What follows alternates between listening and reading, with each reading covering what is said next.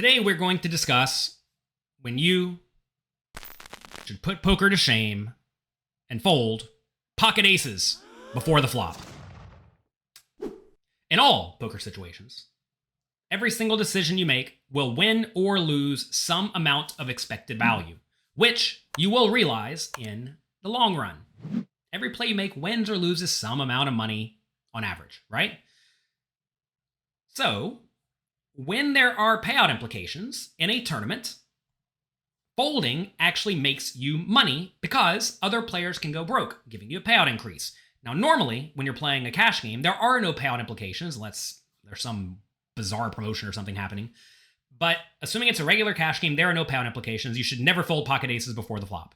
However, there will be some times in tournaments where folding makes money. And sometimes in a tournament, folding can make a lot of money. This very often results in incredibly cautious play from the short and middle stacks, super deep in tournaments and sometimes on the bubble. And while you should basically never fold pocket aces before the flop, because just straight up playing that hand for its value is very profitable, there is one situation where it makes a ton of sense. That is when you're playing a satellite tournament. Say you're playing a satellite tournament where 10% of the field, the players who entered, gets 10 times their buy-in, and everybody else gets nothing. So let's say there's 100 people who played, the top 10 will get 10 times their money, everybody else gets nothing, which basically makes a very odd payout structure where the top 10 get 10x, and there is no real benefit of winning the tournament. Your goal is to just sneak in the money. That's fine, because everyone who gets in the top 10 gets paid the same amount. Let's presume a situation where 300 players started and 30 get in the money, and 31 people remain. Next person out gets nothing, everyone else gets 10 buy-ins. Let's say you have an average stack of 20 big blinds, okay? There's a player in the tournament with 2 big blinds and 3 other players with fewer than 5 big blinds. This is a really good spot for you because you don't really have to gamble, right? Let's say everyone folds to the small blind, who is the big stack with 50 big blinds, and he goes all in and turns up his favorite hand, Jack 4 offsuit. All right, you have pocket aces. Should you call? Well, aces is in pretty good shape against Jack 4 offsuit, right? It has 87.6% equity. So, 87.6% of the time, you get a double up. Now, you're not in the money yet, but you do get a double up, and with 40 big blinds, you're basically locked to get in the money. However, you should fold this situation every single time because you will get in the money way more than 88% of the time simply by folding for the next few orbits because someone else in the tournament will almost always go broke. You got a calculator. Let's just think about this, right? Say there's 30 people. You're 1 out of 30. You are going to bubble this 3.3% of the time. If all things are equal in the tournament. However, again, I just told you a second ago, there's a 2 big blind stack and 3 other players with fewer than 5 big blinds. So one of those are way more likely to go broke than everyone else, right? And often in a tournament, if you have average, you're actually in decent shape because most people in tournaments have below average because it is possible for people to have more than 2x average, right? So would you rather get in the money? Well, would you rather not cash 13% of the time or would you rather not cash 3% of the time? Obviously, you'd rather just take the 97% shot and get in the money. Let's take a look at another spot that's a little bit more dicey. I think a lot of people realize the satellite scenario, but sometimes in a regular no-limit hold'em tournament, you should actually fold pocket aces. This is a normal tournament, normal payout structure. Let's say 300 people remain, and 301 get in the money for 2 buy-ins. Maybe in your venue it's 1.5 buy-ins, maybe it's 1.7 buy-ins. Seems to be all over the place nowadays in poker tournaments, between 1.5 and 2. Either way, the situation is going to apply. Let's say you have 0.1 big blinds on the button. Almost nothing. Maybe you just got it in with aces and you lost to the Jack 4 and you're down to 0.1 big blinds.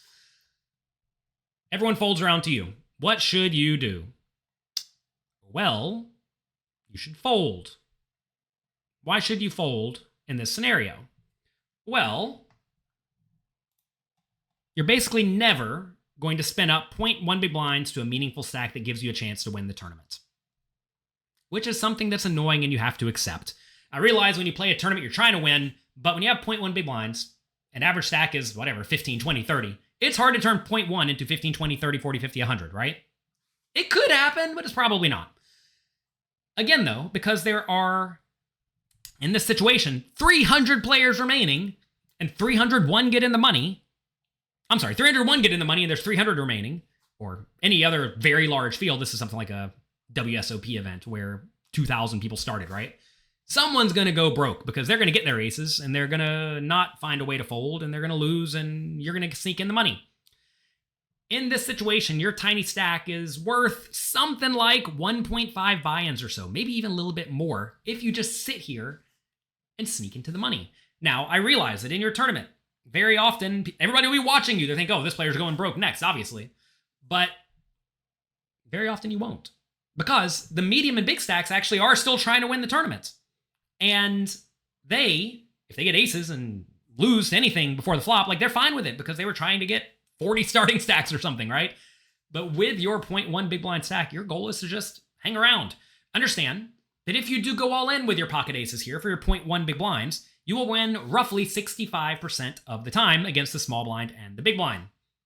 And if you do that, you get to 0.4 big blinds, which is not a whole lot more than your 0.1 big blind stack. And if you go all in next hand, or whenever you get another good hand for 0.4 big blinds, you still have to beat two people again. Probably with less than 65% equity, because most hands aren't as good as aces. Or no hands are as good as aces.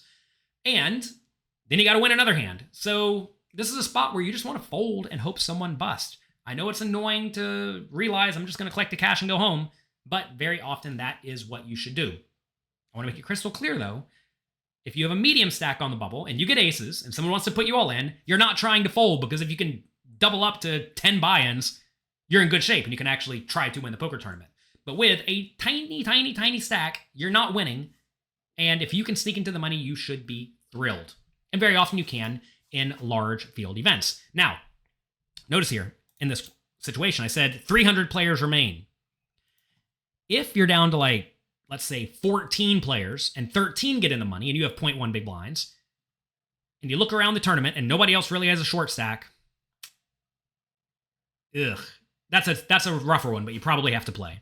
Because everybody's sitting there looking at you. They're not going to put their money in without a really good hand. Even the short stacks are going to just sit there and wait until you get in the big blind. They're going to take the blinds. They're not going to like it.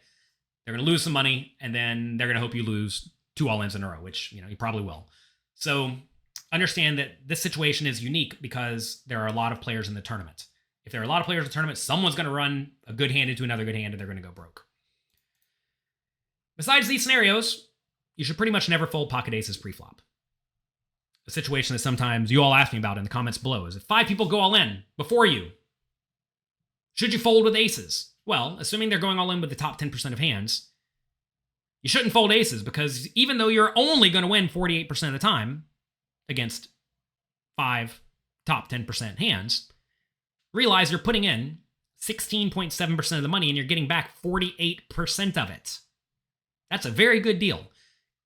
In this scenario, if stacks are 20 big blinds, you put in 20 to get back 0.48 times 120, those 6-player stacks, right? Yours plus your opponent's, which is 57.6 big blinds. You own 57.6 as 120, which gives you a gigantic 37.6 big blind profit, because you have to take out the amount you put in, right? You should not fold away a gigantic profit. Sometimes you're going to lose. You must accept variance, and even here, this isn't even real variance. The better question is like, what do you do if you have kings or queens or something like that?